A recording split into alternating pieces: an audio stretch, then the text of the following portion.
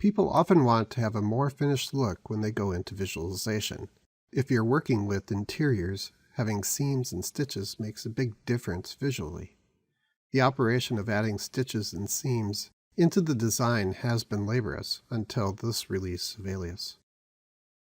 With 2016, there's been a great effort in streamlining common workflows, and Stitch and Seam is a new tool which combines hundreds of operations in one simple-to-use interface. The new Stitch and Seam tool rests in the palette under Surfaces.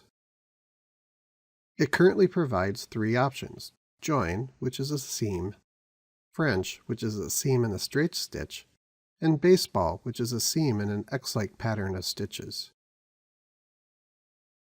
You can use either a curve on surface or the edge of a surface for this operation. We'll start by creating a seam on the curve on surface. Because I have chain select on, when I select the curve on surface, the complete curve is selected. Hitting the spacebar for both select and build creates my seam. The white and blue arrow show me the direction of the seam. With most tools of this type, we can modify the range or adjust the start and end.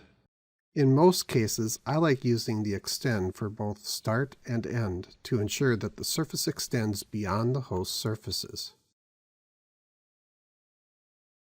For seam, offset controls the length of the seam into the surface.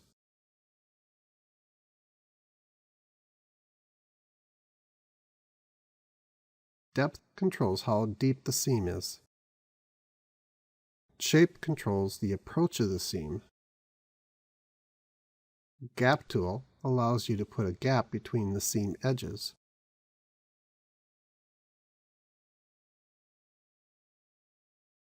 And bulge controls the height of the bulge going into the seam.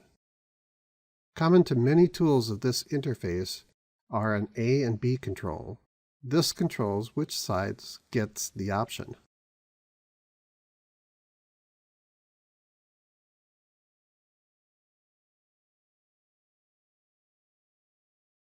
The trim type is set to curve on surface.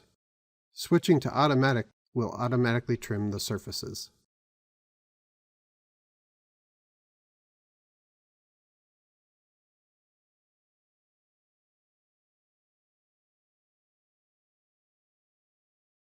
Next, we'll create a French seam and stitch.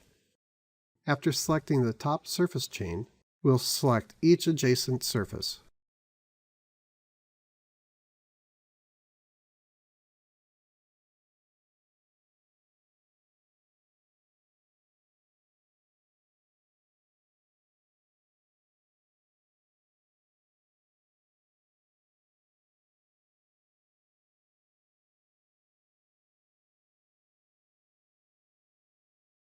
While experimenting with stitches, turn Quick Stitch on and trim stitches off.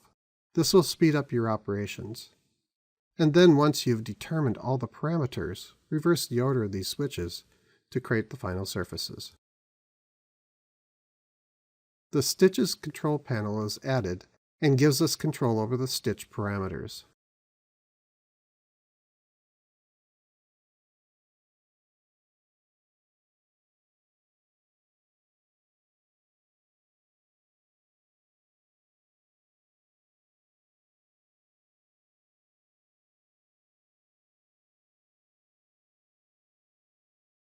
The final seam type is the baseball stitch. The stitch spacing probably should be adjusted to the same as the stitch length.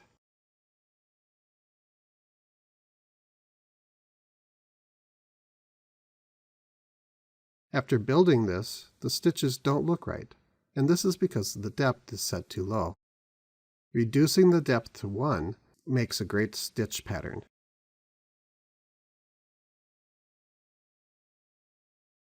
Since I'm done experimenting with my stitches, I will make the final stitches by turning off the quick stitch and turning on the trim stitches.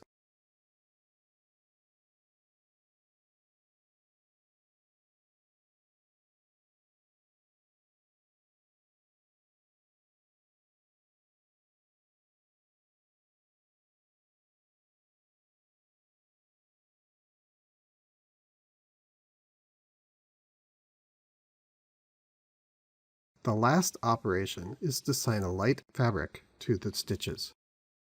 This will help your operations inside of VRED. I'll switch to Visualize to expose the material palette.